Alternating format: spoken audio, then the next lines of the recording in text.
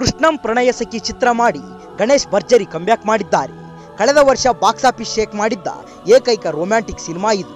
ಇದೀಗ ಹೊಸ ವರ್ಷದಲ್ಲಿ ಹೊಸ ಚಿತ್ರವನ್ನ ಗೋಲ್ಡನ್ ಸ್ಟಾರ್ ಘೋಷಣೆ ಮಾಡಿದ್ದಾರೆ. ಕನ್ನಡ ಹಾಗೂ ತೆಲುಗಿನಲ್ಲಿ ಏಕಕಾಲಕ್ಕೆ ಈ ಸಿನಿಮಾ ಬರಲಿದೆ. ತೆಲುಗಿನ ಪೀಪಲ್ ಮೀಡಿಯಾ ಫ್ಯಾಕ್ಟರಿ ಸಂಸ್ಥೆ ಗಣೇಶ್ ಅವರ ಮುಂದಿನ ಚಿತ್ರಕ್ಕೆ ಹಣ ಹೂಡಲಿದೆ.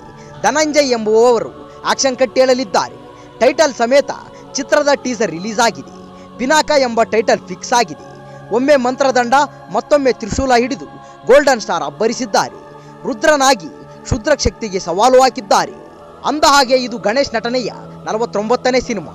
ಬಹುತೇಕ ರೊಮ್ಯಾಂಟಿಕ್ ಸಿನಿಮಾಗಳಲ್ಲಿ ನಟಿಸಿರುವ ಗಣಿ ಮೊದಲ ಬಾರಿಗೆ ಇಂಥದ್ದೊಂದು ವಿಭಿನ್ನ ಪಾತ್ರಕ್ಕೆ ಬಣ್ಣ ಹಚ್ಚಿದ್ದಾರೆ.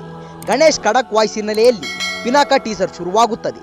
ಇದು ಕಟ್ಟುಕತೆಯಲ್ಲ, ಜನರಿಗಾಗಿ ಬದುಕಿದ ಧೀರನ ದಂತಕತೆ. ಪಿನಾಕ ಎಂದರೆ ಸಂಸ್ಕೃತದಲ್ಲಿ ತ್ರಿಶೂಲ, ಶಿವನ ಬಿಲ್ಲು ಎನ್ನುವ ಅರ್ಥ ಇದೆ. ರುದ್ರ, ಪಿನಾಕ ಎನ್ನುವ ಪದಗಳು ಚಿತ್ರದ ಬಗ್ಗೆ ಕುತೂಹಲ ಮೂಡಿಸುತ್ತಿದೆ.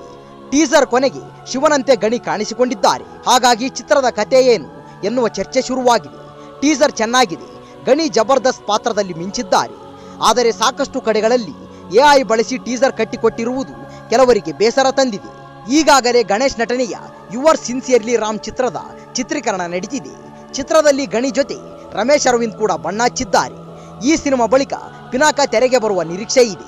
ಕೃಷ್ಣಂ ಪ್ರಣಯ ಸಖಿ ಬಳಿಕ ಮತ್ತೊಂದು ಹಿಟ್ ಮೇಲೆ ಗಣಿ ಕಣ್ಣಿಟ್ಟಿದ್ದಾರೆ. TG ವಿಶ್ವಪ್ರಸಾದ್ ಹಾಗೂ TG ಕೃತಿ ಪ್ರಸಾದ್ ಎಂಬುವವರು ಚಿತ್ರವನ್ನ ನಿರ್ಮಾಣ ಮಾಡುತ್ತಿದ್ದಾರೆ.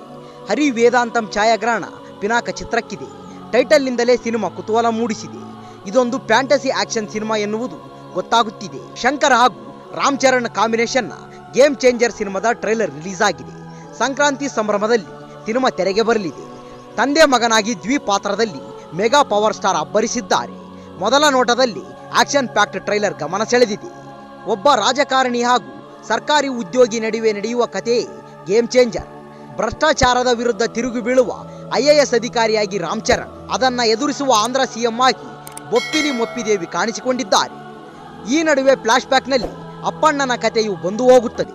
ಪೊಲಿಟಿಕಲ್ ಥ್ರಿಲ್ಲರ್ ಜೊತೆಗೆ ರಿವೆಂಜ್ ಡ್ರಾಮಾ ಕೂಡ ಚಿತ್ರದಲ್ಲಿ ಇರುವಂತೆ ಕಾಣುತ್ತಿದೆ. ಭ್ರಷ್ಟಾಚಾರ ಮುಕ್ತ ಸಮಾಜ ಕಟ್ಟಬೇಕು ಎಂದು ಬಯಸಿದ್ದ ಅಪ್ಪಣ್ಣ, ಆತನ ಕಾಲ ನಂತರ ಅದನ್ನ ಸಾಧಿಸಲು ಮಗ ರಾಮನಂದನ್ ನಡೆಸುವ ಹೋರಾಟದ ಕಥೆಯೇ ಗೇಮ್ ಚೇಂಜರ್. ಈ ಹಾದಿಯಲ್ಲಿ ಏನೆಲ್ಲ ಕಳೆದುಕೊಳ್ಳುತ್ತಾನೆ, ತನ್ನ ಹೋರಾಟದಲ್ಲಿ ಗೆಲ್ತಾನ ಎನ್ನುವ ಕಥೆಯನ್ನ ಚಿತ್ರದಲ್ಲಿ ಹೇಳಿರುವಂತೆ ಕಾಣುತ್ತಿದೆ.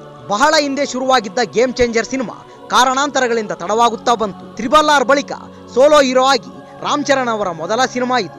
ಹಾಗಾಗಿ ಅಭಿಮಾನಿಗಳು ಕಾತುರದಿಂದ ಕಾಯುತ್ತಿದ್ದಾರೆ. ಚಿತ್ರದಲ್ಲಿ IAS ಅಧಿಕಾರಿ ರಾಮ್ ಚರಣ್ ಹಾಗೂ ಆತನ ತಂದೆ ಅಪ್ಪಣ್ಣ ಪಾತ್ರಗಳಲ್ಲಿ ರಾಮ್ ಚರಣ್ ಬಣ್ಣ ಹಚ್ಚಿದ್ದಾರೆ. ದಿಲ್ ರಾಜು ಬಹಳ ಅದ್ದೂರಿಯಾಗಿ ಗೇಮ್ ಚೇಂಜರ್ ಚಿತ್ರ ನಿರ್ಮಿಸಿದ್ದಾರೆ. ಸಂಕ್ರಾಂತಿ ಸಂಭ್ರಮದಲ್ಲಿ ಪ್ಯಾನ್ ಇಂಡಿಯಾ ಮಟ್ಟದಲ್ಲಿ ಸಿನಿಮಾ ತೆರೆಗಪ್ಪಳಿಸಲಿದೆ. ಬಜೆಟ್ ಸಿಕ್ಕಾಪಟ್ಟೆ ಹೆಚ್ಚಾಗಿದ್ದು ವಾಪಸ್ ಬರುತ್ತಾ ಎನ್ನುವ ಅನುಮಾನ ಕೆಲವರಲ್ಲಿದೆ.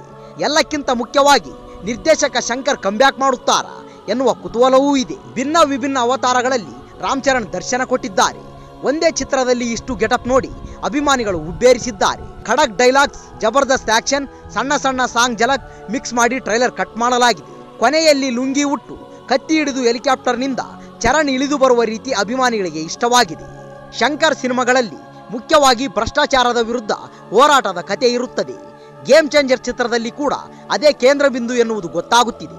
ಕಿಯಾರಾ ಅದ್ವಾನಿ ಹಾಗೂ ಅಂಜಲಿ ನಾಯಕಿಯರಾಗಿ ಮಿಂಚಿದ್ದಾರೆ. SJ ಸೂರ್ಯ, ಬ್ರಹ್ಮಾನಂದಂ ಸೇರಿದಂತೆ ದೊಡ್ಡ ತಾರಾಗಣವೇ ಚಿತ್ರದಲ್ಲಿದೆ.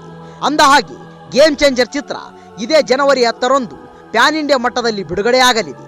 ಈ ವಿಡಿಯೋ ಇಷ್ಟವಾದಲ್ಲಿ ನಮ್ಮ ಚಾನಲ್ ಲೈಕ್ ಮಾಡಿ, ಶೇರ್ ಮಾಡಿ, ಸಬ್ಸ್ಕ್ರೈಬ್ ಮಾಡಿ ಅಂತ ಹೇಳ್ತಾ ಅಲ್ಲಿಯವರೆಗೂ ಟೇಕ್ ಕೇರ್, ಬಾಯ್ ಫ್ರೆಂಡ್.